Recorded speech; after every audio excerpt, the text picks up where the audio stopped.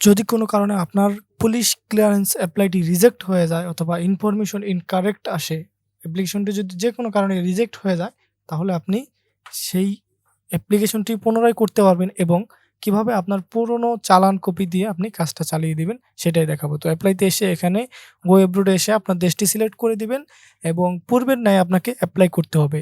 আর আপনি যে ইতিমধ্যে আপনার টাকা জমা দিয়েছেন, একটি চালান নিছেন, সেই চালানটি কিভাবে কাজে লাগাবেন সেটাই আজকে আমি আপনাদেরকে দেখাবো। তো এখান থেকে আপনি কান্ট্রি সিলেক্ট করার পর আপনার পাসপোর্ট নাম্বার, নাম, তো A to Z সবকিছু দিয়ে দিবেন আগের মতোই। সবকিছু দিয়ে দেওয়ার পর চলে যাবেন আপনারা আপনাদের সেই চালান আপলোডের অপশনে অথবা আপনার যে মোবাইল ব্যাংকিংয়ের মাধ্যমে যে টাকাটা জমা দিলেন তো সেখানে। তো সেই পর্যন্ত যেতে হবে আমাদেরকে। চলুন আমরা কাজগুলো করতে থাকি। তো আপনার পার্সোনাল ইনফরমেশনগুলা দেওয়া হয়ে গেলে আপনাকে চলে যেতে হবে পার্সোনাল অ্যাড্রেসে।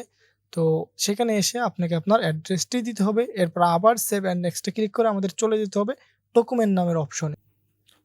ওকে, সর্বশেষ আমরা এটাকে কনফার্ম করে আমরা চলে যাব পেমেন্ট অপশনে। এখানে রাইট মার্ক দেবো, এখানে ক্লিক করে দিলে আমরা এখানে চলে আসবো এবং এইখান থেকে ক্লিক করে আমরা চলে আসবো আমাদের এই অপশনটা। ওকে, তো হয়তোবা আপনারা চালান আপলোডের সিস্টেমটা জানেন। তো এখানে ক্লিক করলে যখন এখানে চলে আসবে, প্রথমে আপনাদেরকে ব্যাংকের নাম দিতে হবে এবং এরপর ডিস্ট্রিক্ট সিলেক্ট করতে হবে এবং আপনার যে ব্রাঞ্চ আছে সেই ব্রাঞ্চটা সিলেক্ট করতে হবে, আপনি কোন ব্রাঞ্চে পেমেন্ট করছিলেন। ওকে, এরপর চালান ডেট দিতে হবে। তো এটার জন্য আমাদেরকে চলে যেতে হবে আমাদের সেই চালান কপিতে। তো আমরা এখান থেকে যদি চুয়েজে ক্লিক করি, এখান থেকে আমরা শো ফাইলে আসার পর এখানে আমাদের চালানটি পাবো। এটাকে রাইট বাটন ক্লিক করার পর ওপেন করে নিব। তো ওপেন করে নিলে এখানে আমরা চালান নং এবং ডেট সহ সবকিছু পাবো। এখান থেকে আমরা চালান নংটাকে কপি করে নেব। চালান নং কপি করে নেওয়ার পর আমরা উপরের দিকে ডেট দেখতে পাবো। তো এই ডেটটা আমাদের প্রয়োজন হবে। তো ডেটটা দেখে নেওয়ার পর এখানে আমরা ডেটটা সিলেক্ট করে দেব এবং এইখানে চালান নংটা পেস্ট করে দেব। পেস্ট করে দিলে একে মাঝে কিছু স্পেস থাকবে, স্পেসগুলো কেটে দিতে হবে।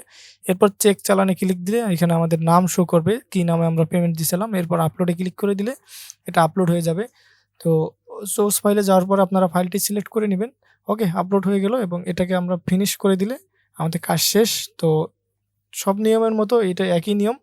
তো এটা কিন্তু আপনার একটু আগে হয়ে যাবে, যেহেতু চালানটি আগে থেকে আপনি পেমেন্ট দিয়ে রাখছিলেন, সাথে সাথে চালানটি আপলোড দিয়ে দিলেন। তো সেই দিক থেকে আপনি একদিন এগিয়ে থাকলেন আরকি, এটাই। আজকের ভিডিও দেখে যদি আপনার কোনো হেল্প হয় তাহলে অবশ্যই একটি লাইক এবং কমেন্ট করতে ভুলবেন না এবং পরবর্তী ভিডিও পেতে চ্যানেলটি সাবস্ক্রাইব করে পাশেই থাকবেন। তো ভালো থাকুন, দেখা হবে নেক্সটে আরো ভালো কিছু নিয়ে। Take care, bye by.